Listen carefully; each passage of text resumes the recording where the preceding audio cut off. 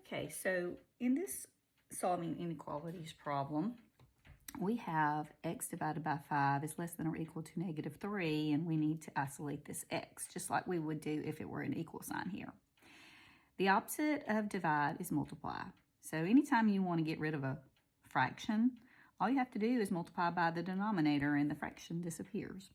So if I multiply by 5 on this side, I have to multiply by 5 on that side.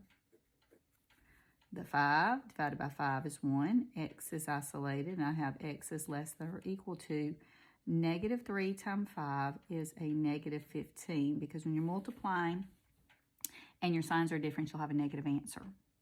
Now, what we'll do to graph this is go over to the -15, and you're going to need a closed circle since it includes the -15, and you need to go less than -15.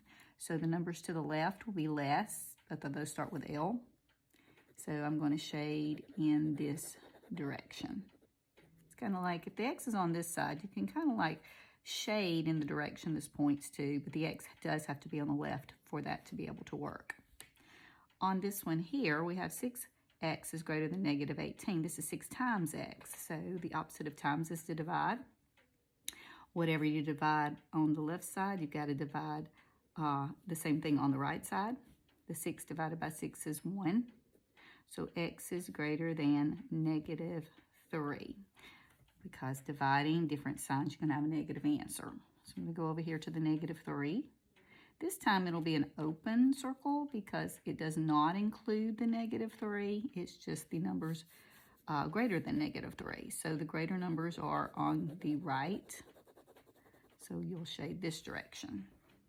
So the number answers would be like -2, -1, 0, 1, 2, 3, all the way to positive infinity. On this one, we have -3 over 2n. And if you're trying to, you're multiplying by this. So if you'll multiply by the reciprocal, so 2 over -3, and on this side, 2 over -3. That means the 2's cancels and -3's cancels. And then you can put a 1 under the 6 to make it look like a fraction. You can simplify before or after. If you simplify after, it's 12 divided by -3, which is -4.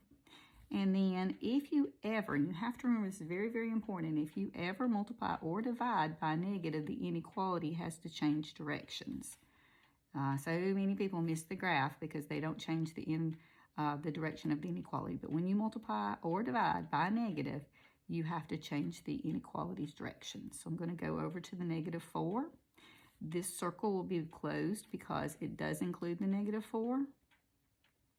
And I need the numbers to the right of that. So I'm shading to the numbers on the right side. If you test a number over here, is 0 bigger than -4? Absolutely, it's to the right of it. So the answer would be -4, -3, -2. This one includes -4. When it's not inclusive, you don't say that number. You don't say -3. On this one, you do -15, -20, -25, and all the numbers to the left of that one.